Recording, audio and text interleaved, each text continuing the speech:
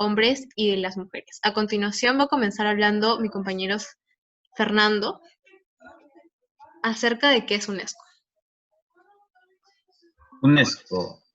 Se conoce como UNESCO a la Organización de las Naciones Unidas para la Educación, Ciencias y Cultura, por sus siglas en inglés, United Nations Educational, Scientific and Cultural Organization. La UNESCO principalmente está dedicada a contribuir a la consolidación de la paz, la erradicación de la pobreza, el desarrollo sostenible y el diálogo intercultural mediante la educación, las ciencias, la cultura, la comunicación y la información. Next. La misión y visión de la UNESCO. La visión, su visión nació en respuesta a una guerra mundial marcada por la violencia racista y antisemita, los ataques a la diversidad cultural, las nuevas formas de intolerancia y las amenazas de la libertad de expresión son las que ponen en peligro la paz. El deber de la UNESCO es reafirmar las misiones humanitarias de la educación, ciencia y cultura. Siguiente. Sus características. UNESCO promueve la paz y la igualdad social, con campañas de todo tipo que promueven la educación. En cuanto a la comunicación e información, las prioridades de la UNESCO van fundamentadas a promover el libre conocimiento. Sus objetivos principales son preservar el patrimonio de la humanidad, promover el diálogo de paz y el intercambio entre las culturas, promover el diálogo y el intercambio cultural de cara a los restos del nuevo milenio. Siguiente. Hemos organizado acá los programas de la UNESCO y sus respectivas funciones. Sus programas son la educación, cultura, ciencias naturales, ciencias sociales y humanas, y comunicación e información. Voy a darle el pase a mi compañera Romy.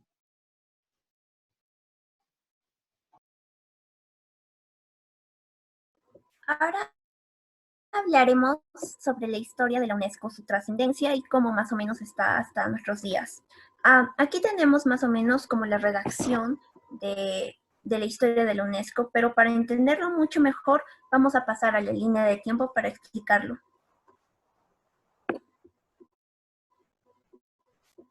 Siguiente.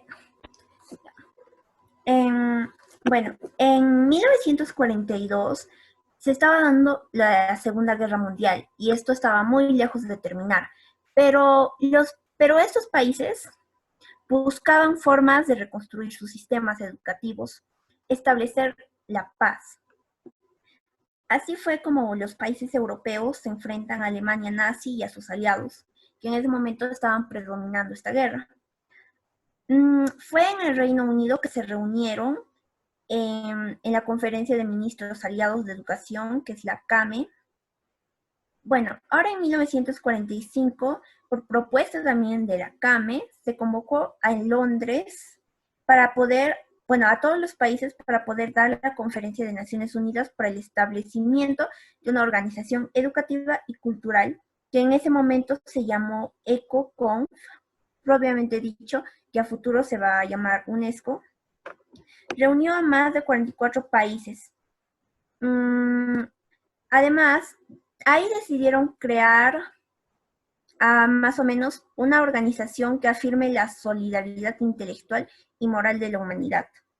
Tan pronto como terminó la Segunda Guerra, esta nueva organización dio un nuevo paso. En 1946 se ingresa a París la primera conferencia general con la presencia de 48 miembros.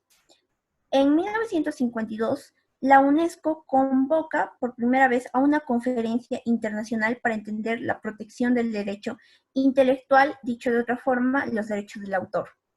En 1958 se inauguró el edificio de la sede de la UNESCO en París, diseñado por participación de Marcel en Estados Unidos y Pierre en Italia.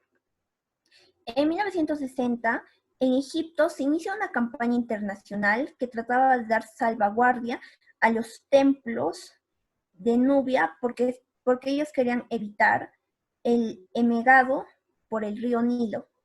Esta campaña fue muy ardua ya que duró 20 años. Además, ahí también se desplazaron 22 monumentos y conjuntos arqueológicos. En 1968, UNESCO, ya propiamente dicho con su nombre, inicia la primera conferencia intergubernamental que trataba de buscar el desarrollo sostenible. En 1975, en Tokio se crea por primera vez la Universidad de Naciones Unidas. De 1984 a 1985, Estados Unidos se retira de la ONU, así como también países como Singapur y Reino Unido. Esto causó que el presupuesto descienda notablemente en esta organización. En el 2001, la Conferencia General adopta la Declaración Universal de la UNESCO sobre la diversidad cultural, que era un tema muy interesante en esa época, mejor dicho. En el 2009, la Conferencia General por primera vez elige para el cargo de director general a una mujer. Esta mujer ocupaba era la 10ª persona que ocupaba este puesto, pero como ya lo dije, fue la primera mujer que ocupó este puesto, llamada Irina Bokova. Gracias. Ahora le daré pase a mi compañera que les explicará sobre los aportes históricos. Bueno, mi nombre es Romina Norio y voy a hablar sobre aportes históricos, específicamente en el Perú. Cabe resaltar que la UNESCO preserva el patrimonio mundial de 167 países, pero en el Perú logró y preservó diferentes maravillas. Y aquí voy a poner la imagen. Ya. Vamos a comenzar con el Parque Nacional del Huascarán.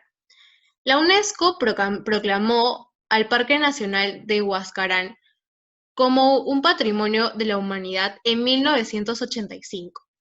Este actualmente está ubicado en el departamento de Ancash, específicamente en Huaraz. Ahora hablaremos sobre el sitio arqueológico Chavín de Huántar, el cual fue proclamado como Patrimonio de la Humanidad en el año 1985. Este está ubicado en la provincia de Huari, departamento de Ancash, específicamente. ¿Y por qué se le consideró Patrimonio de la Humanidad? Porque tiene un conjunto de estructuras monumentales que caracterizan a esta cultura chavín. Ahora hablaremos sobre la ciudad del Cusco. La ciudad del Cusco fue proclamada como Patrimonio Cultural de la Humanidad en 1983. Este fue la capital del Imperio Inca, por lo tanto tiene un aporte histórico increíble para el Perú. Es por ende que es considerado como Patrimonio de la Humanidad por la UNESCO. Ahora hablaremos sobre el Parque Nacional del Mano. Este se ubica en Madre de Dios específicamente y fue proclamado Patrimonio de la Humanidad por la UNESCO en 1987. Este es conocido por su rica biodiversidad, en especial por sus cientos de especies, como por ejemplo aves. Ahora, el Centro Histórico de Lima. Este fue reconocido como Patrimonio de la Humanidad en 1988 y 1991. ¿Por qué fue reconocido? Pues guarda una cantidad de hechos históricos que el Perú pasó antes de ser, bueno, cuando era virreinato, ¿no? Ahora vamos a proceder a hablar sobre la zona arqueológica de Chan Chan. Esta fue proclamada por la UNESCO como Patrimonio Cultural en 1986. Se dice que fue construida en la costa del Perú por los chimúes, y además que es la ciudad construida de adobe más grande de América y la segunda más grande del mundo. Luego pasaremos a hablar sobre el Parque Nacional del Río Abiseo, el cual fue proclamado como Patrimonio Cultural por la UNESCO en 1990 y 1992. Está ubicado en el departamento de San Martín y La Libertad. Posee una gran cantidad de áreas tropicales y cabe recalcar que actualmente no está abierto para todo tipo de público, sino solamente es objeto de estudio. Por último, la ciudad sagrada de Caral, que fue proclamada Patrimonio Cultural de la Humanidad por la UNESCO del 2009. Y nos muestra una gran cantidad de organización que ya existía en esa época antes de los incas. Ahora procederá a hablar mi compañera sobre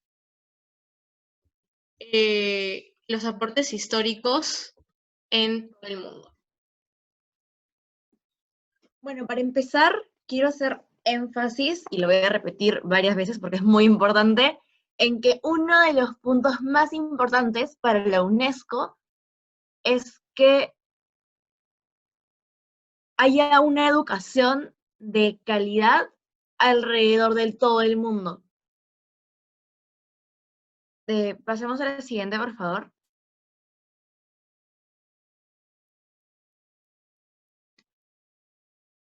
Es importante también recalcar que la UNESCO va a defender la libertad de expresión y va a condenar el asesinato de periodistas. De hecho, voy a aprovechar este momento para mencionar que hace un par de días, el 3 de mayo, fue el Día de la Libertad de Prensa. Bueno, pasemos al siguiente punto, que es que la UNESCO creó el punto, no me pusieron. La UNESCO creó el Laboratorio de Investigación Sésame en Medio Oriente. Y bueno, muy rápidamente voy a recordar que la UNESCO tiene 123 estados miembros y hay varias escuelas asociadas que logra obtener la UNESCO. Ahora sí vamos a la diapositiva, por favor. Bueno, como supongo que muchos de ustedes recordarán, hace no mucho tiempo se incendió Notre Dame y esto fue un evento trágico y la UNESCO se comprometió a dar apoyo económico para poder reconstruir Notre Dame. Sin embargo, esta reconstrucción ha sido paralizada por consecuencia del COVID-19, ya que por el aislamiento y por medidas sanitarias no se puede trabajar actualmente. Sin embargo, se va a retomar la reconstrucción en un futuro, que esperemos que no sea muy lejano.